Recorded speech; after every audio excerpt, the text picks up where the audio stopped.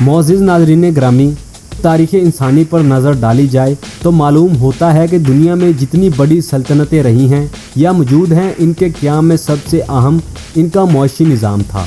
जो रियासत मुआशी एतबार से जितनी ज़्यादा मजबूत थी, वो उतना ही तवील अरसा अपना वजूद कायम रख सकी।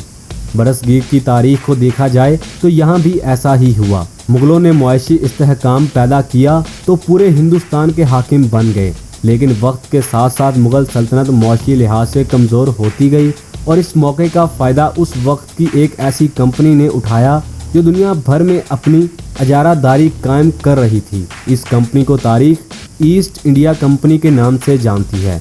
नाज़रीन ग्रामी, तारीख़ के मुख्तलिफ अदवारों में हमेशा से ही ईस्ट इंडिया कंपनी जैसी कुछ मुआशी ताकतें रही हैं जो अपने अपने दौर की मजबूत हुकूमतों को चैलेंज करती रही हैं। मौजूदा दौर की मिसाल भी सबके सामने है। 21वीं सदी में अमेरिका की 5 बड़ी टेक कंपनियां गूगल, एप्पल, अमेज़न, फेसबुक और माइक्रोसॉफ्ट अपने मद्दे मुकाबिल कंपनियों को आलमी मंजरनामे से हटाने के बाद अपनी इजारादारी कायम करने में कामयाब रही है।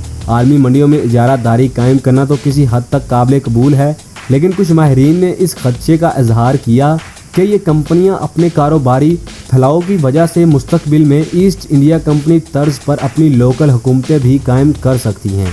ये खदशा कोई साजिशी थ्योरी या गुमान नहीं है, बल्कि अगर ये कहा जाए कि इस सिलसिले की शुरुआत हो चुकी है तो शायद गलत ना होगा। सामीन, हाल ही में कुछ वाक़यात रोनुमा हुए जो इन बड़ी कंपनियों को अपनी लोकल हुकूमतें कायम करने का मौका फराहम कर सकते हैं। ये बड़ी टेक कंपनियां इनको खुद मुख्तार करने वाले अमेरिका की ही खुद मुख्तारी के लिए ख़तरा बनती जा रही हैं। यहाँ सवाल ये पैदा होता है कि आखिर इन कंपनियों ने इतनी तरक्की कैसे की और ये इतनी ताकतवर कैसे बन गई। क्या अमेरिका और दीगर ममालिक इन कंपनियों की इजारादारी को रोकने के लिए कोई इक़दाम उठा रहे हैं या नहीं? तो सामीन, 2011 में यानी 2011 में ट्यूनिस, लीबिया, मिस्र, शाम और यमन में जमहूरियत के हामियों ने सोशल मीडिया का इस्तेमाल करते हुए एहतजाजी जलसे मुनक्कद किए तो उस वक्त के अमेरिकी सदर ओबामा ने सोशल मीडिया की तारीफ़ करते हुए कहा कि सोशल मीडिया ने एक नई नस्ल पैदा की है जो अपने हकूक़ के लिए लड़ना जानती है और सोशल मीडिया पर इनकी आवाज़ को दबाया नहीं जा सकता।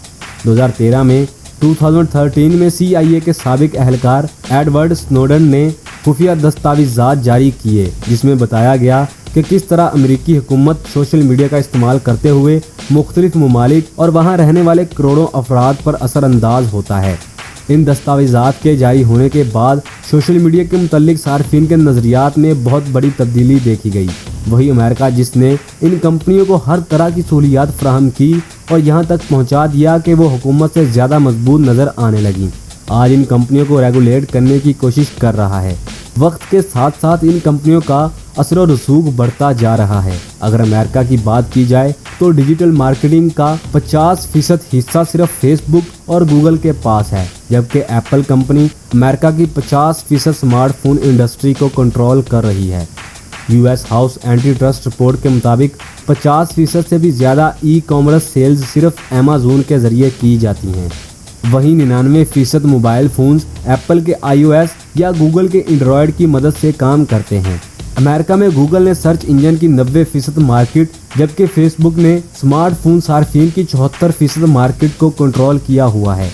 सामीन, 2018 में एप्पल को दुनिया की पहली $1 ट्रिलियन मालियत की कंपनी बनने का एजाज़ हासिल हुआ, जबकि 2020 यानी 2020 में ये कंपनी $2 ट्रिलियन तक पहुंच चुकी थी।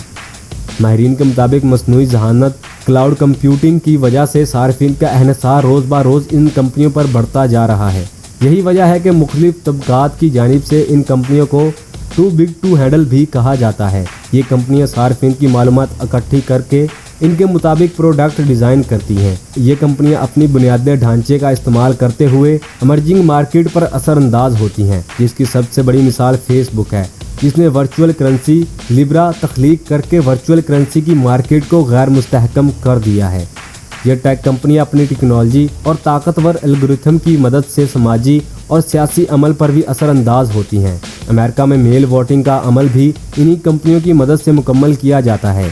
सामीन, माहिरीन के मुताबिक ये बड़ी टेक कंपनियां अपनी लॉबिंग के लिए सियासी जमातों को फंड्स भी फराहम करती हैं ताकि इनकी इजारादारी कायम रह सके। न्यूज़ स्टेट्समैन की एक रिपोर्ट के मुताबिक टेक्नोलॉजी सेक्टर चौथा सबसे बड़ा लॉबिंग सेक्टर है, जहां टेक कंपनियों की जानिब से 2020 में $436 मिलियन सियासी जमातों पर खर्च किए गए। इसी तरह ये कंपनियां अपने सियासी असर व रसूख को इस्तेमाल करते हुए मीडिया को भी कंट्रोल करती हैं। इन टेक कंपनियों के असर व रसूख को देखते हुए अमेरिका समेत बहुत से ममालिक ने इनको रेगुलेट करने की कोशिश का आगाज़ कर दिया है, जिसमें इन कंपनियों के लिए कुछ असूल वाज़िया किए जाएंगे और इनकी खिलाफ वर्जी पर टेक कंपनियों के खिलाफ ज़रूरी कार्रवाई की जा सकेगी। तो सामिन, ये थी टेक कंपनियों के मुतल्लिक इजारादारी की कहानी जो हमने आपसे शेयर की। उम्मीद है आपको पसंद आई होगी। अपनी राय का इज़हार कमेंट बॉक्स में ज़रूर दें। वीडियो पसंद आने की सूरत में वीडियो को लाइक, शेयर और चैनल को सब्सक्राइब ज़रूर करें, ताकि आपको हमारी ऐसी ही मालूमाती वीडियोज़ का नोटिफिकेशन बर वक्त मिल सके।